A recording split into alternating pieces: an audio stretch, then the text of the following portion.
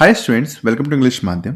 तो आज का हमारा पैसेज है डिस्ट्रेसिंग रेगुलरिटी। ठीक है, तो चलिए आज की क्लास स्टार्ट करते हैं। फिर the explosion in an illegal rat whole mine in Meghalaya on February 5 killing at least 18 workers. कह रहा है कि ये जो एक्सप्लोजन हुआ है, धमाका हुआ है, कहाँ पर? Illegal rat whole mine. Mining process पता ही होगा ना। तो जो रैट होल माइनिंग होता है, एक तरीके से बहुत छोटा सा गड्ढा किया जाता है 3-4 मीटर का, जिसमें सिर्फ एक ही आदमी उसके अंदर जाता है इलीगल तरीके से और कोल को बाहर निकाल कर लाकर बस बेचता है। तो वही चीज कह रहा है। The explosion in an illegal rat whole mine in Meghalaya on February 5 killing at least 18 workers. मतलब 5 फरवरी को जो एक्सप्लोजन हुआ उसमें 18 लोगों की कम से कम मौत हो गई। इज अ ग्रिम रिमाइंडर, एक ये भयानक रिमाइंडर है, ग्रिम मतलब भयानक, भयावह, दैट कोर्ट सुपरवाइजन की कोर्ट सुपरविजन, सिर्फ कोर्ट का जो सुपरविजन है, कैन नॉट सब्स्टिट्यूट गवर्नेंस, वो गवर्नेंस को सब्स्टिट्यूट नहीं कर सकता। मतलब अगर कोर्ट सिर्फ उस चीज को देख रहा है तो उससे काम नहीं चलेगा। जमीनी स्तर में हमें गवर्नेंस भी अच्छी चाहिए अगर हमें इन सब घटनाओं को रोकना है। तो illegal coal mining in India is a long running problem. कह रहा है कि जो इलीगल कोल माइनिंग है भारत में, ये एक मतलब बहुत पुरानी समस्या जो अब तक चली आ रही है। बट द नॉर्थ ईस्ट, लेकिन जो नॉर्थ ईस्ट हिस्सा है भारत का, स्पेशली मेघालय कोल बेल्ट, जो खासकर जो मेघालय की coal belt has a distinct ecosystem. वहां पे एक अलग ही तरीके का इकोसिस्टम है ऑफ स्मॉल प्राइवेटली और कम्युनिटी ओन लैंड होल्डिंग। कह रहा है कि वहां पे छोटे जो मतलब जो जमीन के वहां पे लैंड होल्डिंग है, लैंड ओनरशिप है, वो स्मॉल लोगों ने या प्राइवेटली लोगों ने उसको कर रखा है, या छोटी छोटी कम्युनिटीज ने उसको होल्ड कर रखा है। थिन कोल सीम्स, जो कोल की लेयर है वो पतली है। वीक लोकल इन्फोर्समेंट, जो कानून है वो उतनी अच्छी तरीके से वहां पर इम्पोज नहीं है। एंड सप्लाई चेन, और जो सप्लाई चेन है, that can launder illegal coal into legitimate market through intermediaries. कह रहा है कि जो कि इलीगल कोल को लेजिटिमेट मार्केट्स में ले आकर, लीगल मार्केट्स में ले आकर, किसके द्वारा? जो बिचौलिए होते हैं उनके द्वारा। लॉन्डर मतलब होता है कि किसी इलीगल चीज को लीगल बना देना। ठीक है, तो वो जो इलीगल कोल होता है उसको वो लीगल बना देते हैं, किसके द्वारा? जो बीच में एक तरीके से जो दलाल होते हैं उनके। Rat hole mining is the norm for illegal setups. कह रहा है कि ये जो इलीगल सेटअप्स करते हैं, मतलब जो इलीगल चीजों बनाते हैं ये माइनिंग करने के लिए, उसमें ये जो रैट होल माइनिंग है वो काफी ज्यादा नॉर्मल है। And they are prone to collapsing, और एक लगातार खतरा बना रहता है कि ये कोलैप्स कर जाएंगी, क्योंकि because they lack engineered roofs, क्योंकि इंजीनियर तो होते नहीं है उसमें। तो वो जो उनकी जो रूफ्स होती हैं वो इंजीनियर्ड नहीं होती है, डिजाइन से नहीं बनी होती हैं। एंड साइड वॉल प्रोटेक्शन, और जो क्या कहते हैं माइनिंग का जो साइड वॉल होती है उसमें भी कोई प्रोटेक्शन नहीं होता है। The national green tribunal ordered it's session in 2014। कह रहा है कि नेशनल ग्रीन ट्रिब्यूनल ने अपना आदेश दिया था 2014 में, ये ऑर्डर दिया था कि ये सब जो रैट माइनिंग है इसको रोका जाए। But illegal mines have continued due to a high local dependence on income from local। मगर ये जो illegal mines है ये कंटिन्यू रही क्योंकि जो लोकल पॉपुलेशन था काफी ज्यादा इसके ऊपर डिपेंडेंट थी। फ्रेगमेंटेड ओनरशिप थी, और ओनरशिप भी इसके ऊपर बहुत सी लोगों की थी, इसलिए आप एक को ही आदेश नहीं दे सकते बंद करो। एंड कॉन्ट्रैक्टरशिप्स, और जो कॉन्ट्रैक्टरशिप थी इन माइन की ये भी काफी बिखरी हुई थी। दैट स्प्रेड अकाउंटेबिलिटी, इसकी वजह से क्या थी, जो जिम्मेदारी थी, अकाउंटेबिलिटी थी, वो भी बटी हुई थी। एंड पैट्रोनज, और जो सपोर्ट था वो भी बटा हुआ था। मतलब जो इनलीगल माइंस को जो सपोर्ट कर रहे थे और जो जिनकी अकाउंटेबिलिटी थी वो सब बटी हुई थी। Operators of illegal mines also under report accident. कह रहा है कि ये जो इलीगल माइंस के जो ऑपरेटर्स हैं जो इसको चलाते हैं, वो वहां पे जो एक्सीडेंट होते हैं उसको भी अंडर रिपोर्ट करते हैं, मतलब पूरी तरीके से कभी भी पूरा डेटा नहीं देते हैं। And keep workers of formal records, और जो वहां पे वर्कर काम कर रहे होते हैं उसको ऑफिशियल रिकॉर्ड से अलग रखते हैं, फॉर्मल रिकॉर्ड से अलग रखते हैं। And while workers death hit the headline. कह रहा है कि जब किसी वर्कर्स की मृत्यु होती है ऐसे कामों में तो वो हेडलाइन बन जाती हैं।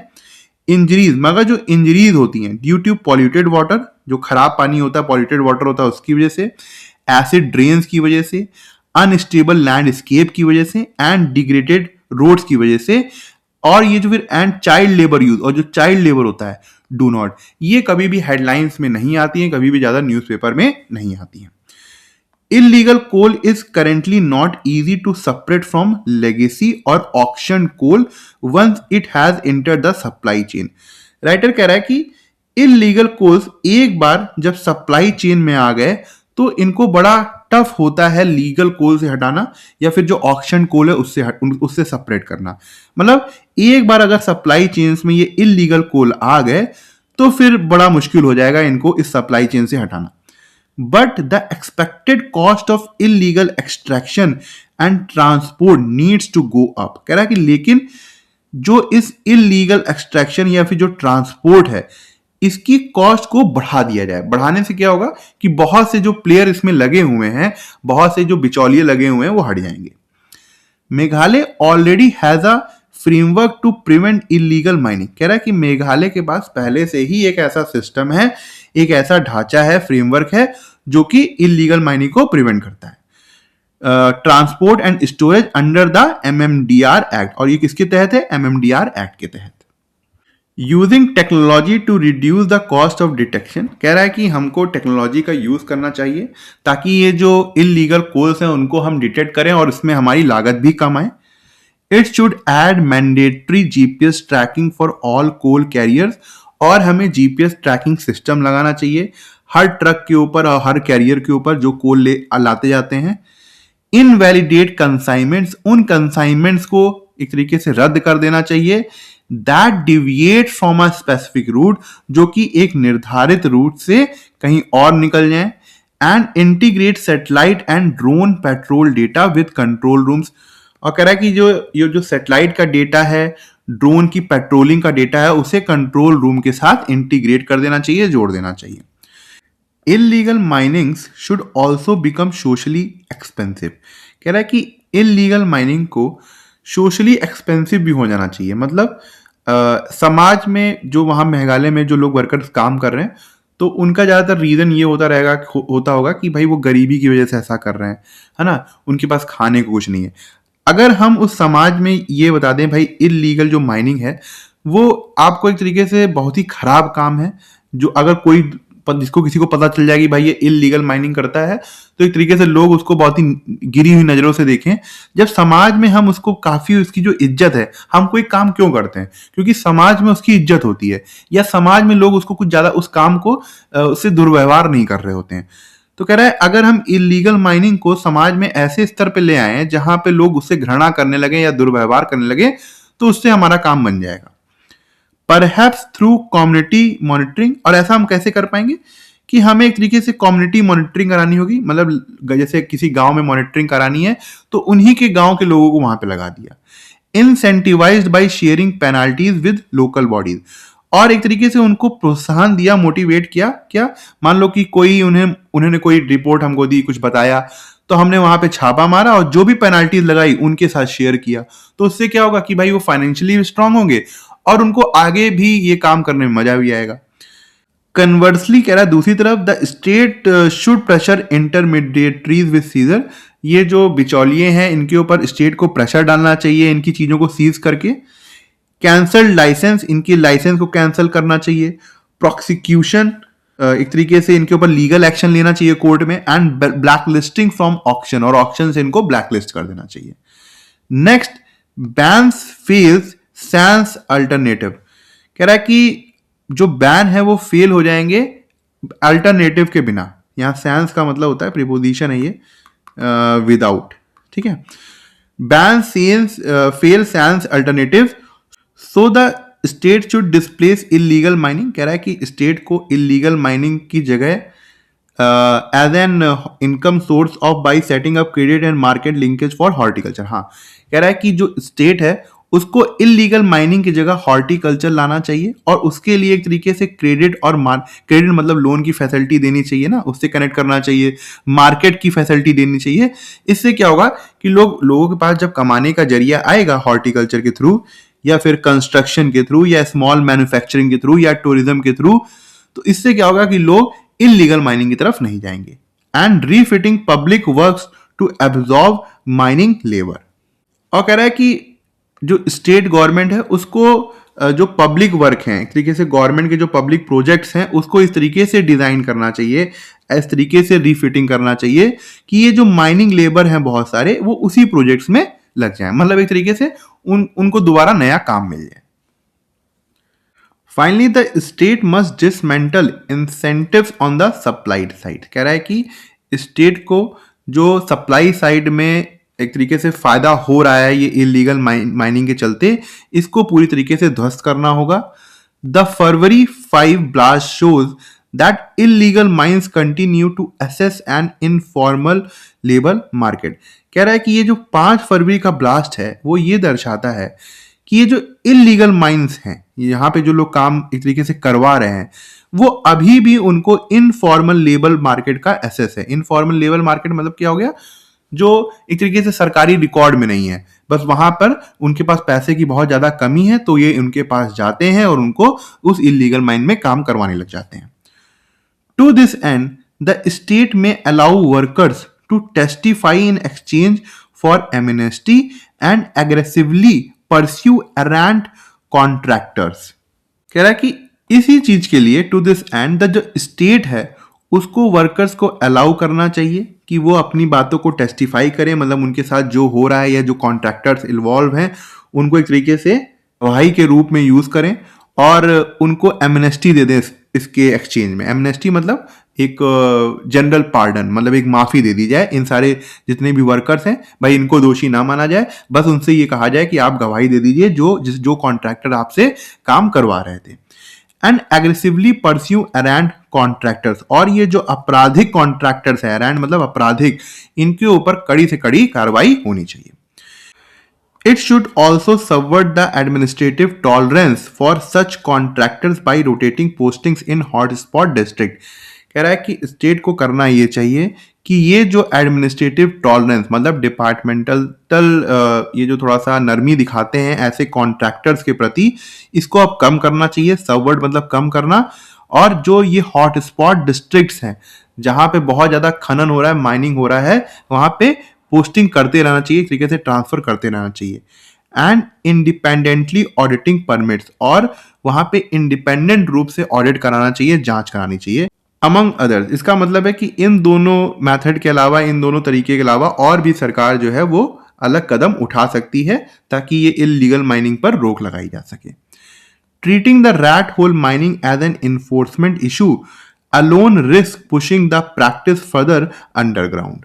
कि अगर ये जो रैट होल माइनिंग है इसको सिर्फ इन्फोर्समेंट का इशू माना गया, मतलब कानून लागू करने वाला सिर्फ इशू माना गया, तो इससे ये होगा कि ये जो प्रैक्टिस है इलीगल माइनिंग की ये और छुप छुप कर और ज्यादा बढ़ती चली जाएगी। ठीक है, मतलब इनको ये मानना होगा कि यहाँ पे सिर्फ इन्फोर्समेंट वाली प्रॉब्लम नहीं है, और भी ज्यादा प्रॉब्लम है, सामाजिक प्रॉब्लम भी है, क्योंकि लोगों के पास जॉब नहीं है वहां पर, तो वहां पे वर्कर्स खिले चले आते हैं, इनफॉर्मल वहां पे वर्कर्स बहुत हैं। इन सब चीजों का ध्यान रखना होगा वहां की स्टेट को, सरकार को।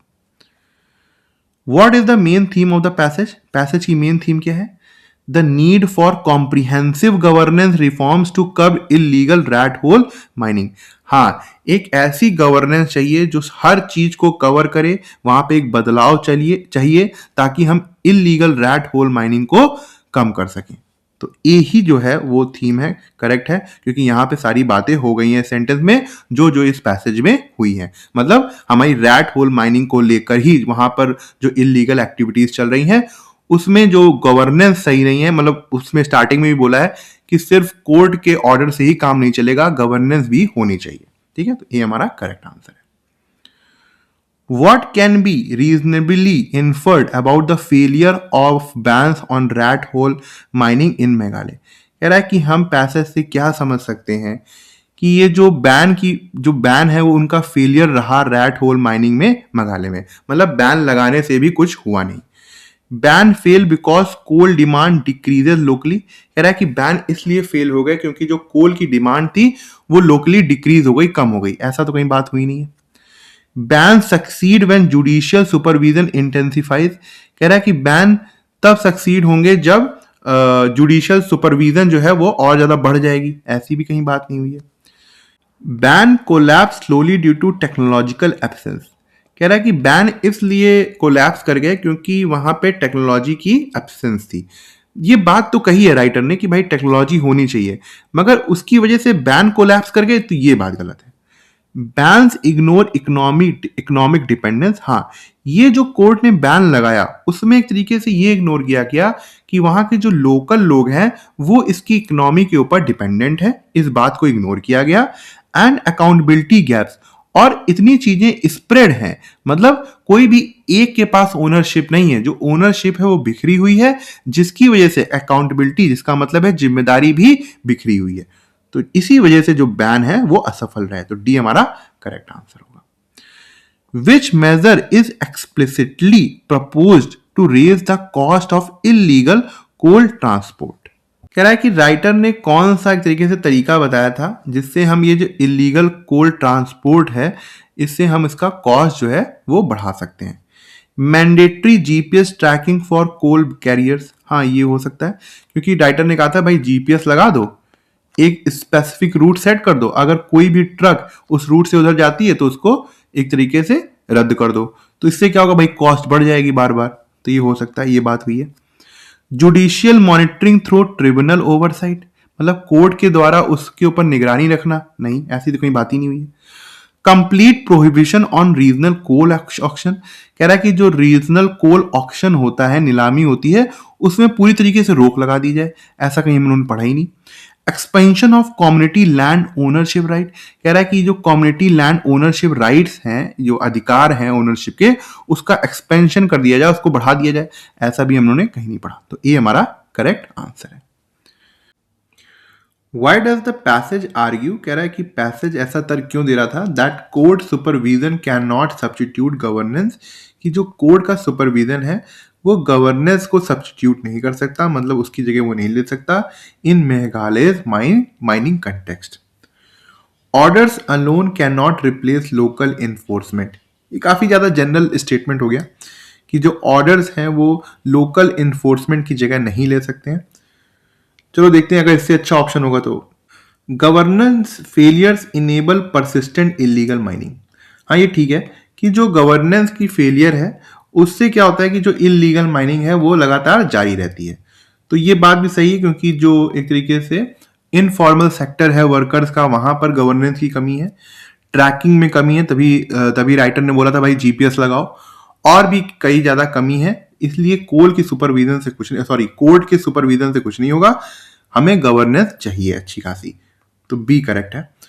गोल डिमांड नेशनली ओवरवेम्स जुडिशियल सुपरविजन, कह रहा है कि कोल की इतनी ज्यादा डिमांड है कि जुडिशियल सुपरविजन से कुछ नहीं होने वाला, तो ऐसा नहीं है। Mining technology gaps undermine safety regulations, कह रहे हैं कि जो माइनिंग टेक्नोलॉजी में इतने ज्यादा गैप है उससे जो सेफ्टी रेगुलेशन है वो कमजोर पड़ते हैं, है ना, तो ये भी मतलब नहीं है। Why does the passage recommend technological surveillance measures for coal transportation? कह रहा है कि पैसेज ने टेक्नोलॉजिकल सर्विलांस को क्यों रिकमेंड किया है कोल ट्रांसपोर्टेशन के लिए। Stricter court monitoring of mining accident, कह रहा है कि जो माइनिंग एक्सीडेंट है उसमें कोर्ट की जो और ज्यादा सख्त निगरानी के लिए, नहीं। Increasing national coal production through auctions, national coal production को बढ़ाने के लिए ऑक्शंस के जरिए, नहीं। Mandatory GPS tracking integrated patrol data, mandatory GPS tracking के लिए हाँ हो सकता है, ठीक है। Immediate blanket bans without livelihood alternative, ये तो नहीं है। सी काफी क्लोज है, हालांकि पूरी तरीके से तो नहीं है, यहां पे ये पूरा आंसर होना चाहिए था कि टेक्नोलॉजिकल सर्वेलेंस की बात इसलिए हो रही थी कोल ट्रांसपोर्ट में कि अगर हम जीपीएस लगा देंगे तो जो भी ट्रक अपने स्पेसिफिक रूट से हटेगा तो उसके ऊपर हम उसको एक तरीके से इनवैलिड कर सकते हैं, उसको रद्द कर सकते हैं, और वहां पे कॉस्ट भी बढ़ जाएगी उनकी, इससे इलीगल माइनिंग जो होगी वो कम होने लगेगी, तो काफी क्लोज है सी, तो इसीलिए इसको आंसर मान लेते हैं। ये हमारा आज का क्लोज टेस्ट, ठीक है, एक बार पढ़ के देखो, समझो, फिर स्टार्ट करते हैं। कुछ लोग कह रहे थे कि सर ये इसका फॉर्मेट सही नहीं, कैसे फॉर्मेट कर रहे हैं बताओ, तो ये यहाँ पे ये पूरा पैसेज लिख दिया जाता है, ठीक है, एक क्वेश्चन आ जाता है, मैं आपको समझाता हूँ, ये ऑप्शन दिए होते हैं, और किस तरीके से फॉर्मेट्स में रखा जाए इसको, कौन सा फॉर्मेट चाहिए भाई। या तो मैं यहाँ इसको पूरा पढ़ा दूं, मगर इसलिए नहीं पढ़ाता हूँ क्योंकि क्या आप लोग एग्जाम में ऐसा करते हो कि पहले पूरा पैसेज पढ़ते हो फिर क्वेश्चन में जाते हो? मेरे हिसाब से यही करते होगे ना, कि इसको पढ़ते होगे फिर इसको करते हो। बता दो तो इस तरीके से किया जाए। अगर ये पूरा पैसेज पढ़ते हो एक बार, उसके बाद क्वेश्चन अटेम्प्ट करते हो, तो पूरा पैसेज करके करा दूं, ठीक है। या फिर टाइम बचाने के लिए कि एक ही साथ करते जाते हो, तो अगर पैसेज बहुत टफ होता है तो मैं खुद ही करा देता हूँ। मगर अगर इस तरीके से नहीं करना है तो वैसे कर लेंगे ना, तो और कैसे सेट करें? क्या एक ही स्लाइड में सारे क्वेश्चन डालें? वो तो पॉसिबल नहीं है, ठीक है। तो बताना कि किस तरीके से करना है, जितनी सब मतलब ज्यादा लोग जो बोलेंगे वही कर दिया जाएगा फिर। द वायरी मैन, जो पतला दुबला एक आदमी था, इन हिज 30s, वो अपने 30 साल के से 30 से 40 साल की उम्र के बीच में था, walk slowly into the clinic, वो शांति से मतलब आराम आराम से क्लिनिक के अंदर जाता है, accompanied by his equally thin wife, और उसके साथ उसकी पतली वाइफ भी होती है, and their 5 year old child, उसका 5 साल का बच्चा भी होता है। After going through his symptoms and sign, उसके सिम्टम्स और साइंस के देखने के बाद, आई अंडरस्टूड, मैं ये समझ गया, that he was suffering from a spinal illness, कि वो एक स्पाइनल मतलब रीढ़ की हड्डी की बीमारी से जूझ रहा है, and prescribed him dash medication, और उस डॉक्टर ने उसको वो मेडिकेशन प्रिस्क्राइब किया। अब बताओ, क्या इतना समझने के लिए हमको पूरी तरीके से पैसेज पढ़ना पड़ेगा? यहां से अंदाजा नहीं लगा पाओगे। प्रिस्क्राइब्ड हिम सर्टेन मतलब एक तरीके से खास, कुछ खास दवाइयां, ठीक है। प्रिस्क्राइब्ड हिम सर्टेन मेडिकेशन बन रहा है। पॉसिबल मेडिकेशन हो सकता है, खुद ही सोचो। जनरल मेडिकेशन, क्या स्पाइनल, कभी रीढ़ की हड्डी की जो समस्या है, इतनी ज्यादा गंभीर समस्या होती है, उसके लिए हम कोई जनरल मेडिकेशन दे सकते हैं? नहीं दे सकते। प्रिस्क्रिप्टिव, प्रिस्क्रिप्टिव मेडिकेशंस, ये नेचुरली नहीं है, एक तरीके से नियम बताने वाला नहीं, तो ये भी नहीं है। यहां पे बेस्ट क्या लग रहा है? Prescribed him certain medications. Usually when I prescribe the treatment, कह रहा है कि ज़्यादातर जब मैं ट्रीटमेंट को प्रिस्क्राइब करता हूँ, whether it is surgical intervention और मेडिकेशन, चाहे वो सर्जिकल इंटरवेंशन हो मतलब सर्जरी वाला हो या मेडिकेशंस वाला हो, I guess the patient affordability by looking at dash, कह रहा है कि मैं ये गेस करता हूँ कि पेशेंट क्या इन सब चीज़ों को अफोर्ड कर पाएगा या नहीं कर पाएगा, इतना कितना पैसा है उसके पास। At them, those, these, there, there तो आएगा नहीं, ये एडवर्ब ऑफ प्लेस हो गया। दोज दीज जनरली जो है वो नाउन आता है उनके बाद में, जैसे दीज क्लोज, दोज फोन्स, है ना, थोड़ा सा पॉइंट करने के लिए, तो यहाँ वो ऐसी मीनिंग नहीं आ रही है। एट के बाद हमें एक तरीके से ऑब्जेक्ट प्रोनाउन चाहिए, तो यहाँ पे बेस्ट सही होगा, सॉरी देम सही होगा। I guess the patient affability by looking at them, ठीक है।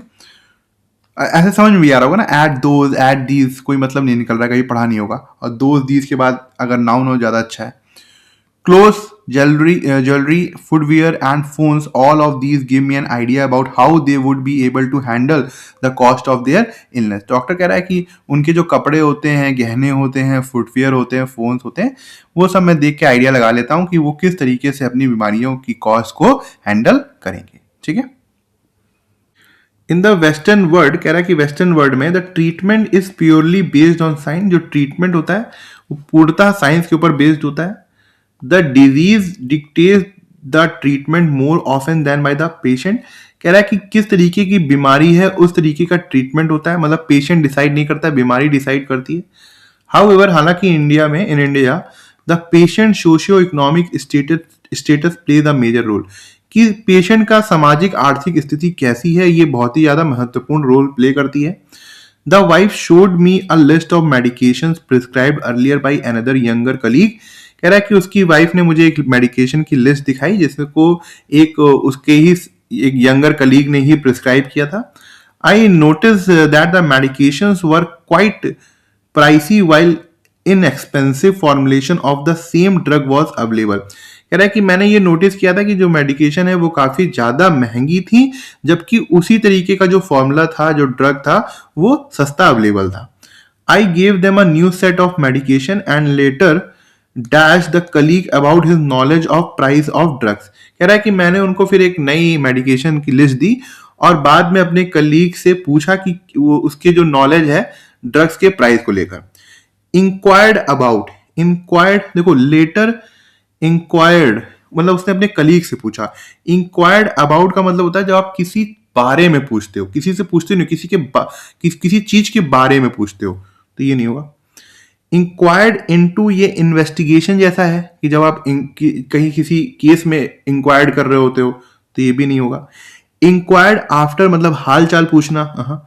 इंक्वायर्ड विद, जब आप किसी व्यक्ति से कोई चीज पूछते हो ना स्पेसिफिक, तो उसने अपने कलीग से पूछा था, तो यहाँ पे बेस्ट क्या है, later inquired with the colleague about his knowledge of price of drugs, his guesses were dash of target. कह रहा है कि जो भी उसने बताया तो उसके जो वो चीज मतलब ऑफ द टारगेट था, उसका कोई मतलब नहीं था। तो क्वाइट का मतलब तो शांत होता है, नहीं हो सकता।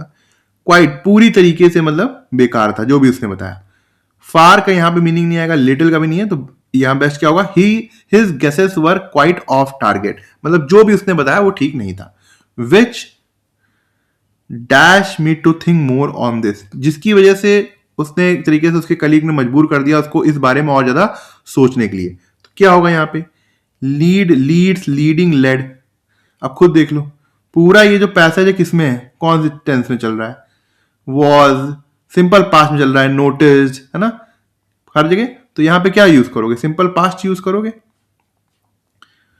तो लीड यूज नहीं कर सकते, लीड्स कर नहीं सकते, लीडिंग कर नहीं सकते, तो लेड ही करोगे। तो led me to think more on this.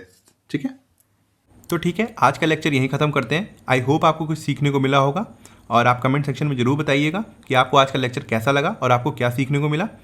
अगर आप मुझसे इंग्लिश ग्रामर पढ़ना चाहते हैं तो आप हमारा ऐप इंग्लिश माध्यम प्ले स्टोर से डाउनलोड कर सकते हैं। ऐप ओपन करते ही आपके सामने होम स्क्रीन आएगी, वहाँ पे आपको 5 ऑप्शन मिलेंगे, मेन, लाइब्रेरी, फीड, लेक्चर, पास। लेक्चर में क्लिक करते ही आपके सामने 2 वर्जन आएंगे, फ्री और पेड। पेड में क्लिक करते ही आपके सामने इंग्लिश ग्रामर का एक सेक्शन आएगा, जहाँ पे मैंने इंग्लिश एसएससी के लिए बहुत ही डिटेल में बताया हुआ है और बहुत ही सिंपल लैंग्वेज में बताया है, जो कि आपके कॉन्सेप्ट्स को और अच्छा करेगा और आपको अच्छे मार्क्स लाने में हेल्प करेगा। तब तक के लिए प्रैक्टिस करते रहिए। Thank you so much for watching this video.